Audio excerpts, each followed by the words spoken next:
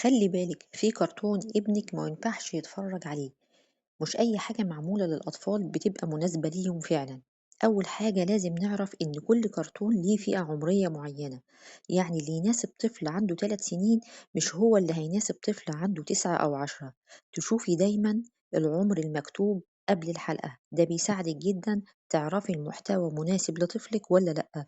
تاني حاجة لازم تشوفي الرسالة اللي الكرتون بيقدمها، هو بيشجع الطفل على الصدق ولا على التعاون ولا على احترام الكبير، ولا كله هزار وسخرية وعنف ومفيش وراه أي رسالة.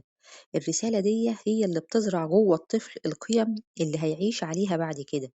تالت حاجة حاولي تتابعي الكرتون مع ابنك أحيانا، مش لازم كل مرة، بس على الأقل أول كام حلقة وشوفي رد فعله على الكرتون، بيضحك بيتوتر بيقلد.